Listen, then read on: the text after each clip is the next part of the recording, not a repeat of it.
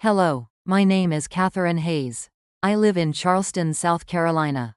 I'm 71 years old. At this age, introductions become simple. I'm a retired third-grade teacher, and I lost my husband Robert 5 years ago. I have one son, Michael. He works as a project manager in Atlanta.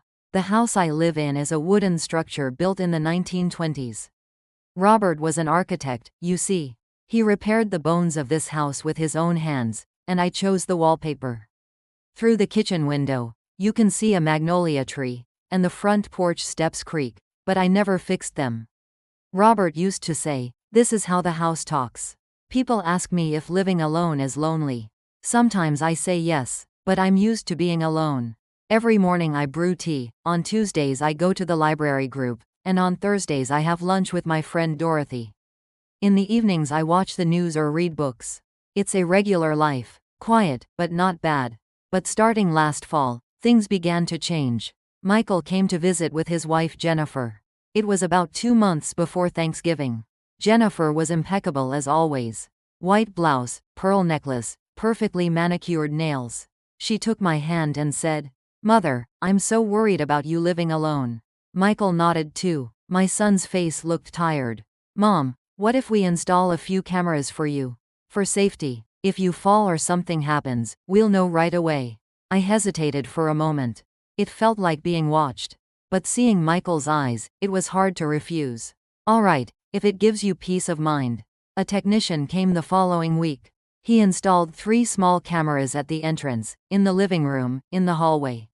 A red light blinked next to each lens. Jennifer set up an app on the tablet and explained, "You just do this. It's really easy." I just nodded. Actually, I never opened it once. After that, strange things started happening. Small things at first, so small I didn't even notice. A brooch from the drawer disappeared. The silver bracelet Robert gave me vanished. I thought I must have put them somewhere. People forget things as they get older. Every time Michael called, he asked, "Mom, did you have a good day? Did you take your medicine?" "Of course. I'm fine. Just checking. At your age, you have to be careful." The tone was odd, like worry, but also like verification. One evening, Jennifer stopped by alone. She had a casserole in her hands. "I thought cooking alone must be hard for you." She looked around the kitchen and said, "Are you organizing things well these days? The house looks a bit cluttered." That's when I first felt strange. My house cluttered? I've been meticulous about organizing all my life. But I didn't say anything. It wouldn't be polite to doubt my daughter-in-law's goodwill. That night I couldn't sleep. Lying in bed staring at the ceiling, I looked down the hallway. The camera's red light was blinking in the darkness. A small, quiet eye. I couldn't tell if it was protecting me or watching me. But I would soon find out. In a way far more terrible than I'd imagined. That night, sleep wouldn't come until well past 1 in the morning. I was lying in bed. The space beside me was empty, and Robert's pillowcase still smelled of the detergent he used. Sometimes I'd fall asleep breathing in that scent. But that night was different. A red light blinked in the hallway. The camera, that small lens attached to the ceiling. The one Jennifer said was, "For safety." I got up and went to the living room. The tablet sat on the table. The device Jennifer had set up. I'd never turned it on before. My fingers trembled. When I turned on the screen, I saw the app icon. Safe View Home. I tapped it. A login screen appeared. The password was already saved. Jennifer must have done that. The screen lit up. 3 camera feeds appeared. Entrance, living room, hallway. My house at this very moment. Dark and quiet. Nothing moved, but there was small text at the bottom of the screen. 90-day cloud storage. I slowly understood what that meant. All the footage from the past 3 months was saved. My finger moved, without me meaning it to. I scrolled back through the timeline. Yesterday, the day before, last week. On screen, I cleaned the living room, watered the geraniums, read the newspaper. Ordinary daily life. And then Tuesday, September 24, 10:35 a.m. Someone appeared on the entrance camera feed. It was Jennifer. I stopped breathing. She unlocked the door with a key and came in. I was at the library that day. The house was empty. Jennifer looked around, then walked down the hallway. I switched to the hallway camera. She opened my bedroom door. My heart pounded hard. My hands went cold. On screen, Jennifer went to the dresser. She opened my jewelry box. Slowly, carefully, as if it were her own home. She picked up a brooch. The brooch Robert gave me for our 20th anniversary. She held it in her palm and looked at it for a moment. Then put it in her handbag. As I watched, I couldn't move. Jennifer closed the drawer, put the jewelry box back in place, and left the room. As if nothing had happened. The sound of the front door closing was faint. I put down the tablet. My hands were shaking so much I could barely hold the screen. It took time to catch my breath. And then I turned on the screen again. Thursday, September 12, 2:18 p.m. Jennifer came again. This time she took the silver bracelet. Monday, August 30th, 11:05 a.m. A small watch. The one Robert's father had passed down. Wednesday, August 6th. Friday, July 22nd. I kept scrolling. Until my fingers ached. She had come 11 times over 3 months. Always when I wasn't home. Always taking something. Past 3 in the morning, I stopped the video. The living room was quiet. Only the refrigerator hummed. The camera's red light still blinked. I turned off the tablet and set it on the table. Then went to the kitchen. I took out a bottle of whiskey from the cupboard. Robert used to drink it. I don't like alcohol, but that night I needed it. I drank 1 glass. My throat burned. And I thought, why did Jennifer do this? Did she need money? Or was it just greed? But a more frightening thought came. Did Michael know? My son. The one I gave birth to and raised. The one I held when he scraped his knee. The one I cried for at his college graduation. Did he know? I didn't find the answer that night. The next morning, Michael called. Mom, did you sleep well last night? His voice was the same as always. Gentle and concerned. Yes, I slept fine. It was a lie. Mom, have you lost anything lately? I stopped breathing. Why? Oh, just wondering. When people get older they can forget things. Jennifer was worried. I'm fine. I know, Mom. Just checking. After I hung up, I stood there for a long time. Through the kitchen window, I could see the magnolia tree. Its leaves swayed in the wind. That's when I decided to dig deeper, whether my son was involved or not. And if he was, what I should do. I picked up the tablet again. This time my hands didn't shake. From that day on, I began organizing the footage systematically. I took out a notebook. The black leather notebook Robert used. I recorded dates and times. The days Jennifer came, the items taken, how long she stayed. I documented everything. I needed evidence, but in a corner of my heart, I still hoped that Michael didn't know, that my son was a good boy, that Jennifer did this alone. I wanted to believe that. I was watching footage from Tuesday, September 17th, 2:15 p.m. 2 people appeared on the entrance camera. Jennifer and Michael. I stopped the screen, played it again. Slowly, they entered together. Michael unlocked the door with his key. Jennifer followed. I was at the hospital that day for a regular checkup. Michael knew that. On screen, they walked to the living room. I switched to the living room camera. They sat on the sofa. Michael looked around. I could see his face. He looked tired. His beard looked unshaven. Jennifer said, "How much is this painting worth?" Pointing to the watercolor Robert had painted. Michael answered, "I don't know. Dad wasn't a famous artist. Still, the vintage frame should be worth something." I held my breath. Jennifer continued, "How much could we get for this house? The Charleston real estate market is good." Jen, stop. Why? It's something we have to think about anyway. It's dangerous for Mother to live alone in this big house. A nursing home would be much safer. Michael sighed. Mom's still healthy. For now. But how long will that last? Jennifer's voice was calm, as if discussing the weather.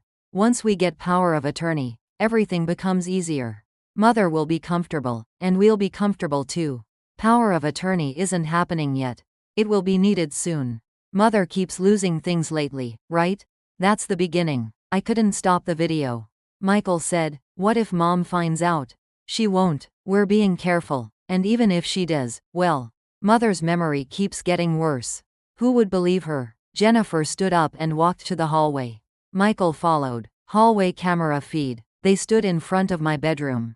Jennifer said, "The diamond earrings are still there. The ones Robert gave her. Those should be worth quite a bit." Jen, "Don't worry. We'll take it slow. one at a time. Mother won't notice. Michael said nothing. Jennifer opened the door. They went inside. The camera only showed the hallway. I couldn't see inside the bedroom. But I knew what was happening. 3 minutes later they came out. Jennifer held a small velvet pouch. My earring case. I saw their backs as they walked to the entrance. The door closed. I put down the tablet. The living room was too quiet. Only the clock ticked. Tick, tock. My hands went cold. My whole body froze like ice. My son. The one I carried in my womb for 10 months. The one whose hand I held when he took his first steps. The one I tutored all summer vacation to pay his college tuition. That child knew. No, he didn't just know, he participated. I got up and went to the bedroom.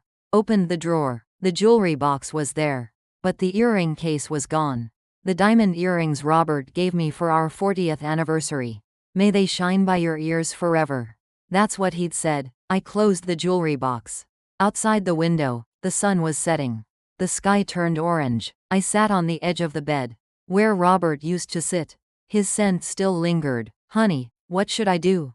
There was no answer. Night came. I didn't go back to the living room. I lay in bed staring at the ceiling. The red light blinked in the hallway. The camera, that small lens, was watching me. No, surveilling me. Only at dawn did I make my decision. I didn't cry. I didn't have the energy to. Instead, something hardened deep inside. Cold and clear. My son had already made his choice. He chose money over his mother. Then I had to make a choice too. Dignity over love. When morning came, I got up from bed, washed my face and changed clothes. Navy blue suit, the one I wore to Robert's funeral. I looked at myself in the mirror. A 71-year-old woman. Wrinkled face, but the eyes weren't clouded. I picked up the phone. Found attorney Harold Webb's number. Robert's old friend. Someone I could trust. The phone rang. Harold, it's Catherine. Can you spare some time? Of course, Kate. What's going on? I was silent for a moment. Then said, my son is stealing from me. Harold Webb's office was on King Street. Second floor of an old brick building. Through the window you could see Charleston Harbor. Robert and I used to walk this street often, holding hands. Harold was 68, silver hair and measured speech. He was the one who drafted Robert's will. He offered me a chair as soon as he saw me. Kate, sit down. Tell me slowly what's going on. I took out the tablet. Placed it on the table. Please look at this. I played the video. The footage of Jennifer entering and taking jewelry. And September 17th, the day she came with Michael. Harold adjusted his glasses and peered at the screen. His expression hardened. When the video ended, he sighed. Kate, this is theft, committed by family. Michael knew too. Yes. Harold was silent for a moment. Tapped his fingers on the desk. Are you thinking of reporting this to the police? There's something I need to do first. I took out my notebook. Robert's black notebook. The list of dates and items I'd organized. First, I want to change my will. And the power of attorney documents. So that Jennifer or Michael can't touch my assets. You'll need a trust set up too. Do that as well. Harold scanned through the notebook. Kate, this is serious. It's systematic. They planned this long term. I know. Have you talked to Michael? Not yet. I looked out the window. Boats floated in the harbor. Small white boats. I've gathered solid evidence. Now I'm going to give them a chance. A chance? A chance to confess on their own. Harold took off his glasses. Rubbed his eyes. Kate, I'm worried you'll get hurt. I already have. I stood up. Please prepare the documents. I want everything finished within a week. I'll do that. Before I left, Harold said. Kate, Robert would have been proud of you. I nodded. Didn't answer. A week later, all the documents were complete. Will, trust, power of attorney revocation. My assets were now thoroughly protected. I'd filed a police report too. Not a formal investigation yet, but it was on record. I called Michael. Mom, what's wrong? Can you come to the house this Saturday evening? Jennifer too. What's this about? I need to talk to you. Mom, are you okay? I'm fine. Saturday at 6. Make sure you come. I hung up. Saturday came. I spent all afternoon cooking. Pot roast, roasted carrots, mashed potatoes. The menu Robert loved. I took out the good china. Polished the silverware too. I set Robert's place at the table. As I always did. The doorbell rang at 6. I opened the door to find Michael and Jennifer standing there. Michael held a bottle of wine. Jennifer smiled. "Mother, it smells wonderful. Come in." They entered the living room. Sat on the sofa, the same spot they'd sat on September 17th. I brought food from the kitchen. Placed each plate on the table. "Come, sit down." Michael looked at the table and said, "Mom, why did you prepare so much? It's a special day." "What day?" I didn't answer. Instead, I went to the kitchen and brought back an envelope. Placed it on the table. "Could you look at this first?" Michael opened the envelope. Inside were photographs, screenshots, captured from the videos. The scene of Jennifer rifling through my jewelry box. The day she came with Michael. The image of her leaving with the earring case. Michael's hands stopped. Jennifer's face went white. "What is this?" Jennifer's voice trembled. I spoke slowly. "It's what you've been doing for the past 3 months. Mother, it's all on camera. The cameras you installed." Silence. Only the clock ticked. Michael opened his mouth. "Mom, it's a misunderstanding." "A misunderstanding? You came in with Jennifer and took my earrings, and that's a misunderstanding?" "That's not." Mother's memory is getting worse. "Who would believe her?" "Those were your words." Michael closed his mouth. His face went deathly pale. Jennifer said, "Mother, we were doing this for me?" I looked straight at her. "You stole my things for me? You made me believe I was going crazy for me?" "That's not what." "Then what?" Jennifer couldn't answer. I looked at Michael. "Michael, I want to ask you. Why?" "Mom, why did you do this to me? If you needed money, why didn't you just ask? Did you think I wouldn't give it to you?" Tears welled up in Michael's eyes. "I'm sorry, Mom." "Sorry?" My voice trembled. "You're my son. The one I risked my life to give birth to. The one I stayed up all night with when you had fevers, sent to school, sent to college. You were my everything." "I know. If you knew, why did you do this?" Michael bowed his head. Jennifer said, "Mother, we'll return everything. This will never happen again." "Yes, you will return everything." I took out another envelope. "Within 48 hours, return everything you took. If even one item is missing, I'll file formal charges with the police. I have plenty of evidence." Jennifer took the envelope. Her hands shook. "And from now on, return my house key. I've revoked all authority over my assets. I've changed my will too." Michael looked up. "Mom, you can't forgive us?" I kept a long silence. Forgiveness takes time, but trust is already broken. "Mom, go now. I'll leave the apple pie. It was Robert's favorite." They stood up. Jennifer didn't say a word. Michael turned back. "Mom, I'm truly sorry." I didn't answer. The door closed. I sat alone at the table. The food was getting cold. I could see Robert's empty place. Only then did I cry. Quietly, soundlessly. Tears fell onto the plate. 48 hours later, a box arrived. It was sitting in front of the door. Brown cardboard box, sealed carefully with tape. I carried the box into the living room. It was heavy. I placed it on the table and slowly opened it.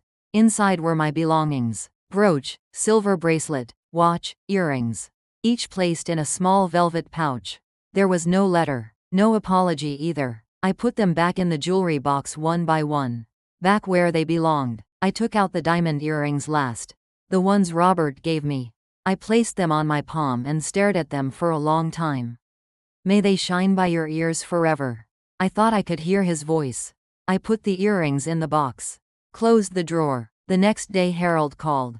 "Kate, did you get your things back?" "Yes." "That's good. I heard from the police Jennifer has a similar prior record.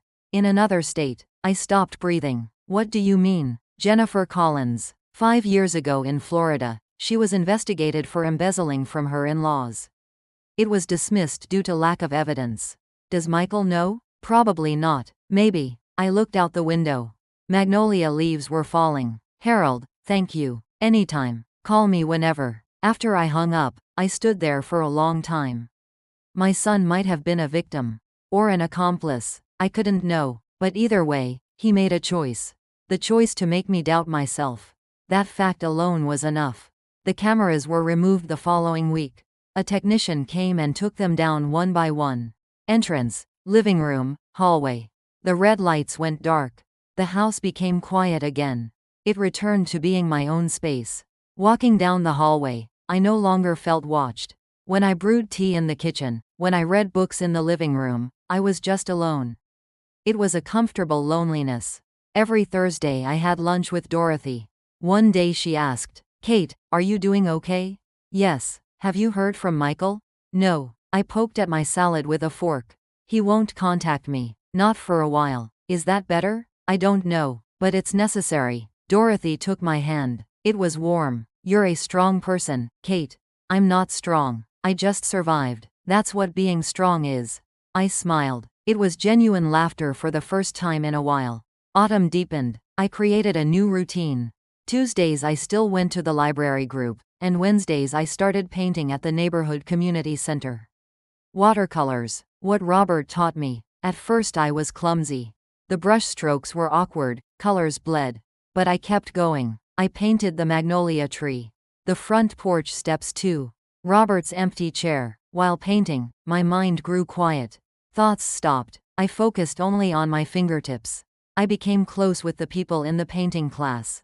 Most were my age. A retired teacher, a nurse living alone, an accountant who'd lost her husband. We didn't need many words. We just sat side by side and painted. Sometimes we talked over tea. They weren't blood relatives, but they felt like family. Chosen family. December came. Harold contacted me again. About the final review of the will. "Kate, you're leaving most to charities, right?" "Yes. Children's Library Fund and the Elder Abuse Prevention Center." "What about Michael?" I thought for a moment. "I'll leave a portion conditionally." "Conditionally?" "If Michael gets counseling, completes financial education, and divorces Jennifer." Harold was silent. "That might sound harsh." "No, it's wise." I sighed. "I love my son, Harold. Still, but love shouldn't be blind." If Robert had heard that, he would have agreed. I hope so. Christmas approached. I didn't decorate a tree. Instead, I hung a small wreath on the door. On Christmas Eve evening, the phone rang. It was Michael. "Mom." His voice trembled. "Yes. Merry Christmas. You too." Silence. "Mom, I'm truly sorry." I looked out the window. Snow was falling. White. "I know. Can I be forgiven? Someday?" I took a long breath. "I don't know, Michael. It takes time. I'll wait, however long it takes." "Okay." After I hung up, I stood there for a long time. The snow kept falling. Quietly. That night I sat in Robert's chair. I took out his sweater and put it on. It still smelled like him. "Honey, did I do the right thing?" There was no answer. But that was okay. I already knew. Winter passed and spring came. The magnolia tree bloomed, white and soft. I picked up a watercolor brush and painted those flowers. The light and shadows. The cycle of seasons. Friends from the painting class looked at my work and said, "Kate, this is really beautiful." "Thank you." I smiled. The house was still quiet. But not empty. Every morning I brewed tea and watered the geraniums. Went to the library, painted, met friends.